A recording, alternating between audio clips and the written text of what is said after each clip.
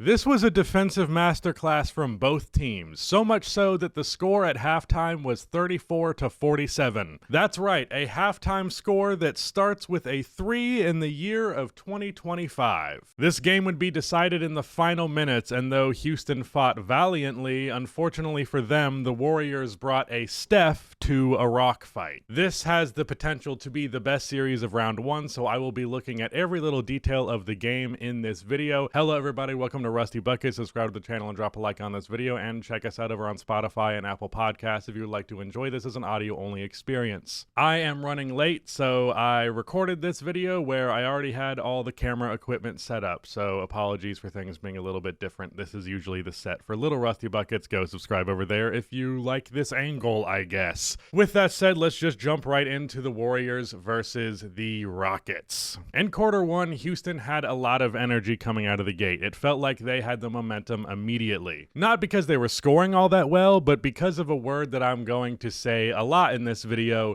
defense. The Rockets locked up basically all game. Amen Thompson got the Steph matchup, and you probably know that leaving him open for even a split second is risky business, but he switches perfectly with Brooks to Jimmy here, and when it's appropriate, rotates over to protect the basket. He was everywhere, as were basically every other member of the Rockets. They really captured the momentum with this play immediately thereafter. On the other end, Jalen Green finds Şengün running down the lane in semi-transition, and he slams it all over Draymond. A hell of a statement early in the game. With 5.5 left in the first, the score is 13 Rockets, 7 Warriors. But speaking of defense, allow me to glaze for a little bit as I point out Stephen Curry's defense. How he defends in this series is huge, because this series is all about tall ball versus small ball, and he's going to be one of the smallest on the floor, even more so than normal. But when his initial assignment, Dillon Brooks, tried to muscle him in the post, Brooks became so frustrated he passed the ball out for a bad shot that led to a fast break, and then he never tried posting up again. After being switched on to Jalen Green, who tries to isolate on him, Curry didn't budge and forced him into an awkward mid-range shot. And best of all, Şengün does an inverted pick and roll with Brooks here to try and target Steph. Houston successfully gets the switch, but Steph does a great job of keeping him from getting deep post position, forcing a deep touch shot that, yeah, he can make, but it could have been much worse. He also later ripped Şengün, who wasn't looking, on a post up, and then he got a layup on the other end as a result. But despite highlighting those good plays, Golden State struggled to defend Şengün in this quarter overall. Draymond conceded multiple short floaters and hooks that Şengün is gonna hit more often than not, and even when he did manage to stop him at the rim, he doesn't have anyone to help him get the offensive board. The Rockets got 4 in this quarter, and there's plenty more where that came from. Some old bad habits for the Warriors sprung up early. The Dubs are a team that historically and today can sometimes be prone to the occasional sloppy turnover. They are 12th in turnovers since the Jimmy trade, 5th among playoff teams, and 3rd among good ones, those being Houston, LA, and then there's also the Nuggets as well, if you would consider them in the good category. I guess it depends. The Rockets' perimeter defenders are way too sharp to get away with lackadaisical passes. They will make you pay for every single one of those mistakes, and when it's a pick 2 like this, you're allowing them to get away with even more bad half-court offense. Turning it over isn't just bad for the obvious offensive reasons, it also lets the Rockets off of the hook by giving them more of the easy opportunities that they need to live on. However bad in the half court the Rockets showed themselves to be, despite dominance on one end, they couldn't build a substantial lead because of their play on the other. So Houston's quarter went the way it usually does. A whole lot of defense, a whole lot of energy, and only a 3-point lead because their offense is just bad most of the time. Though, to be honest, 21 points in the quarter with how well Golden State was defending is not too bad for this team. So Houston leads 21-18. Houston ran double bigs in the middle of the first quarter with mixed success, but they stuck with that lineup going into the second. Golden State continued to shoot the ball poorly. Pods hitting one out of the corner finally ended the drought, that being his second 3. He shot the ball really well, and Golden State needed that. But by the halfway point, Jimmy got into the double figures, getting them over 30 points as a whole, meaning that he had a third of their points. This seems like a good sign that we could be in for a Jimmy Butler playoff mode classic. Golden State's offense began rolling. The best part of the quarter being this remarkable pass by Draymond Green out of the corner, threading the needle to Curry, cutting down the lane, who finishes the layup. Curry did most of his damage in this game from 3 later on, and those will be the highlights you see primarily, but in the first half, he was beating Houston with his slashing and cutting. He also hit a wild step-in one-handed floater from the free throw line over Fred VanVleet. You know, some casual, insane Stephen Curry shit. The Rockets called timeout so quick after the Draymond dime there that I actually thought Curry's layup was an and one. With it, the Warriors take a 10-point lead for the first time, 36-26. After starting 2 for 11, since then, they are 12 for 19. The Rockets would respond with a quick 6-0 run. Sengun hit touch shot over Draymond Green, who doesn't really have the momentum to contest it well enough, and Sengun's not really seeing him when Draymond doesn't jump. But the Warriors refuse to let Houston retake the momentum for long. Butler here stares Sengun down late into the clock and sinks the mid-range pull-up. To me, Jimmy's mid-range shot is the biggest sign of playoff Butler. But far more devastating than that was Curry doing Curry shit. From way downtown, he hits his second 3 of the quarter over Amen off of the handoff from Pods. Jalen Green blew the assignment. I don't know if he thought he was switching or what, but Steph only needs a sliver of space. We know this. The Warriors close the half with a 10-0 run, winning the quarter 29-13. Houston scores just 34, which is the lowest anyone has all year. 34 is just crazy, dude. The Warriors continued their momentum into the second half. Curry got to the rim at will another time. Pods hit a super confident pull-up 3 that he stepped into. Sengun's hooks and floaters continued to be the only offense that was not a complete disaster for Houston. At the 7-minute mark, Jimmy pulls up from 3 over Amen Thompson to make it a 20-point lead for the Dubs, and he points to Reggie Miller. I think that's kind of cute, being like, "Hey, Reggie, I shot a 3. You like 3s, right? You're like a big 3-point guy, as I recall." Things started to get real ugly. After Jimmy made a demoralizing play, Steph followed it up with an even more demoralizing one. Like, seriously, bro, you're just fucking with these people, Steph. Like, this shot is the best shot of your career if you're 99% of NBA players, and it's just another day for him. But soon after this, Golden State's offense began to slow down, and it only took Houston getting a few shots to drop again before suddenly the game was within striking distance, as had been the story thus far. Again, Houston finally started to put up points thanks to an overabundance of shots. Fred VanVleet scores a driving layup here after 2 offensive boards from Houston. It's kind of hard to stop 3 shots in a row from going in, even if it is the Rockets taking them. They went with the ultra big lineup, including Jabari Smith Jr. at the 3, which I think is an underrated regular element of this Adam Sengun lineup. 6'10" with a 7-foot wingspan at small forward is crazy, but he has the speed to play the position, and he's a good enough 3-point shooter to justify the spacing. Houston goes on a 17-3 run to close the third. They went down 20 soon after entering the quarter down 13, but they leave the quarter trailing by 9 while having a ton of momentum. The Rockets enter the fourth quarter with a Jalen Green, Amen Thompson, Jabari Smith, Sengun, and Steven Adams lineup. That is a 6'5" point guard, a 6'7" shooting guard who plays way bigger than he is, a 6'10" small forward, and 2 6'11" bigs. Meanwhile, the Dubs were running Steph, Pods, Gary Payton II, briefly with Quentin Post, but primarily with Jimmy Butler and Draymond. That's a 6'3" point guard, 6'4" two guard, 6'2" small forward, 6'7" 4, and 6'6" center. This right here is tall ball versus small ball at its absolute maximum capacity. Look at how small Gary Payton II looks on this play. This is an easy 2 against most teams, but not against this kind of length. By this point, Houston had a 46-22 point advantage in the paint, which is simultaneously due to the strength of their rim protection because of their size, but also indicative of how much they rely on Sengun's paint scoring and offensive rebounds in the paint to get any kind of offense going. Because that also does just mean that they only had 18 points outside of the paint at that point. Their run from the third would continue strong into the fourth, but lineup management would actually be their undoing at the very end. Obviously, it was also shit like this. Here, Curry just fucking elevates from so far over Thompson to beat the shot clock. This man is genuinely evil. Houston was changing their lineup constantly to close, which was really perplexing to me. First, they subbed Sengun out until pretty damn late in the fourth, like the 5-minute mark. They left Adams in and took him out after Alperen returned. This made no sense to me because this big lineup is why they managed to get back in this game. Why would you abandon it with 5 minutes left? On top of that, around the 3-minute mark, they made a change again, this time subbing in Brooks and Jalen Green so they can close with their regular starters. But why? Even if you say that Adams would have ran out of stamina in a minute or two, then okay, maybe balance your rotation so that you can close with the guy who's been your second best player for the last month or so. Van Vliet would hit his second three of the game at the 2-minute and 40-second mark, cutting the deficit to just 4, but from there the Dubs went into kill mode, responding with a swift 7-0 run.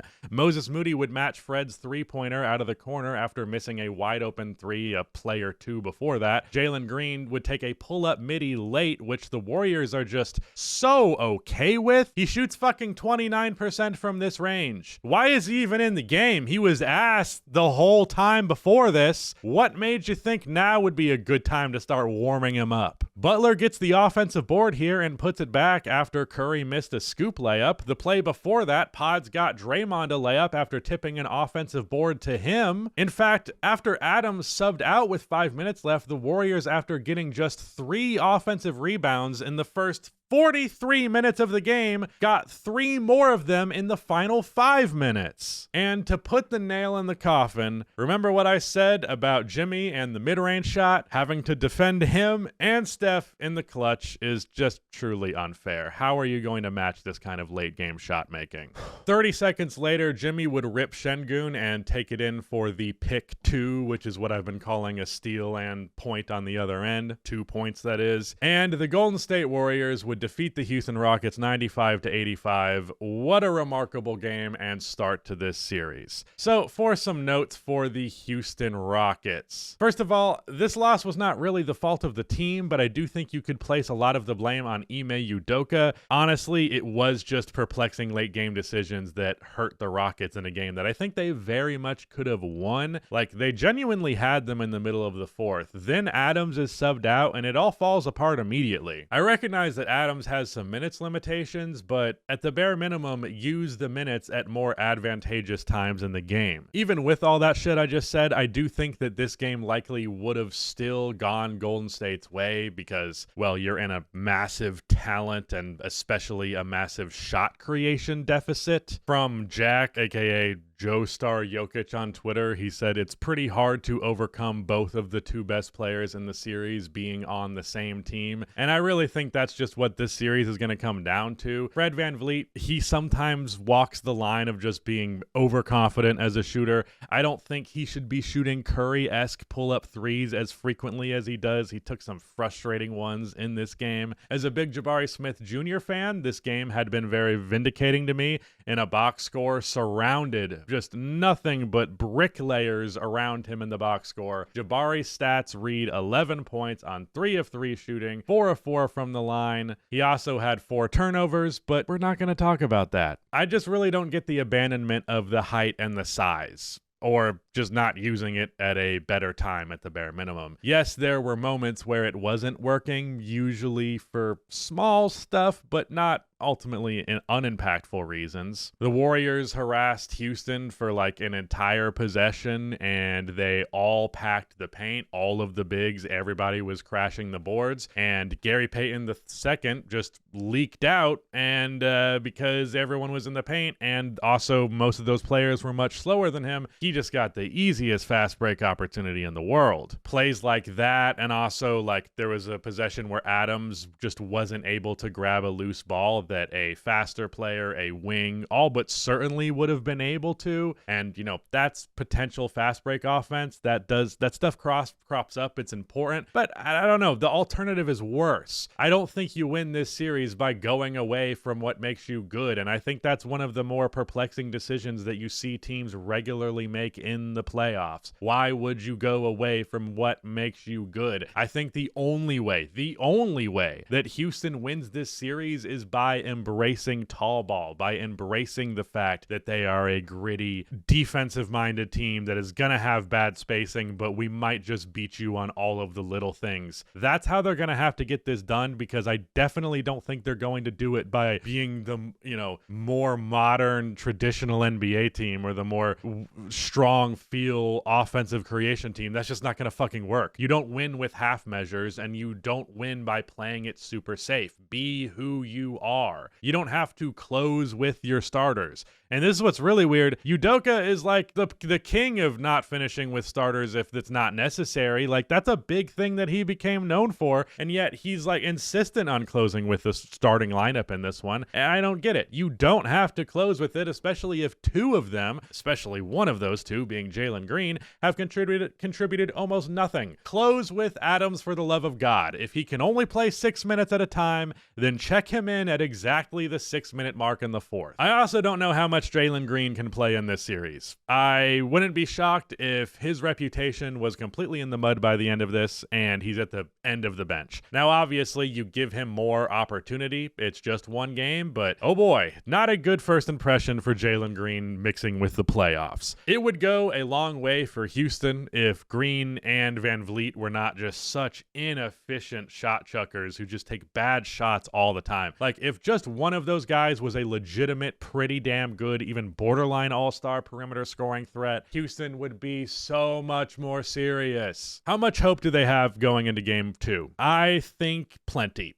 Still, a lot of people are chalking this series as over after this one because they stole one in Houston, and obviously the Warriors looked like the better team in the moments that really mattered. But I think this is a good enough team that they can learn these hard lessons and bounce back from them within the series and not just have to learn the same lesson over and over again until the series is over. I didn't do a prediction for this one. I definitely would have said Warriors in 6 or 7. A lot of people wrote off Houston. I started to feel better about them because of the double bigs with Adams, as well as their half-court offensive rating the last 20 or so games of the year. But I think it's more complicated than, well, their half-court offense is kind of bad. That just means they're absolutely cooked. There are ways to beat the Dubs on the margins, but they didn't quite cross those lines here. For some quick Warriors notes, even after winning, the Warriors have some problems of their own. There's a chance that their small ball lineup might be cooked, and that's an issue that they don't really have any solution to. Like, if the tall ball from Houston continues and proves to be superior to Warriors small ball, well, Trayce Jackson-Davis and,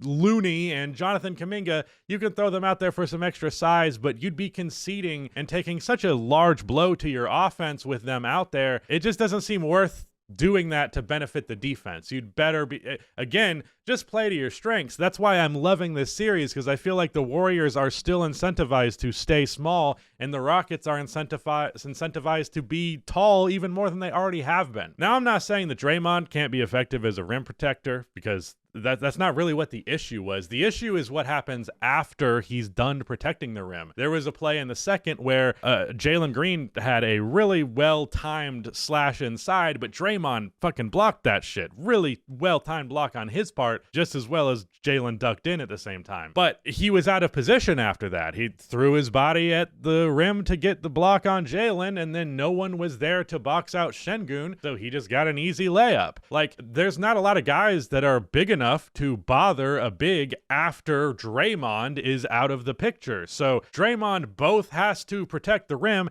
and be in the position to prevent an offensive rebound, and that's asking a lot out of a 6'6" guy, especially when there's multiple 6'10" guys out there. I think Houston will lean into tall ball, like I said, even more than now, so I am interested to see how the Warriors respond. They're a team that knows how to play chess, so we shall see. It's very interesting. I also, again, want to harp on Steph's defense because it really did make a big difference. This series might become, to me at least, I think to a lot of people, a historical touchstone in the history of the strategy of offense in the NBA. Small ball as a concept is on trial here, as is ultra tall ball. Like, these concepts will forever be discussed, at least in part through the lens of this series, because it is the perfect encapsulation of these two concepts coming to clash with each other. It's really brilliant. And if like you enjoy the chess match of basketball while also liking grit and old school defense and buckets being hard to come by, what a series this would be. What a series this can be. What a series it has been after one game. I also don't know if the Dubs will be able to consistently win without Butler and Curry having to carry much of the scoring load. And they're going to need more than Pods to step up, which he did. So shout out to him. He's generally inconsistent offensively. So if his three ball is reliable, that matters a lot. This game was a rock fight, like very 2000s ass basketball with some modern principle on the side for the Dubs. Like, other than Steph, everybody on either team played like it was the damn 2000s. And I, for one, enjoyed that. I feel like the playoffs in the modern NBA are as good as the playoffs get because you have the modern basketball principles, the understanding of the game being clearly universal across the board,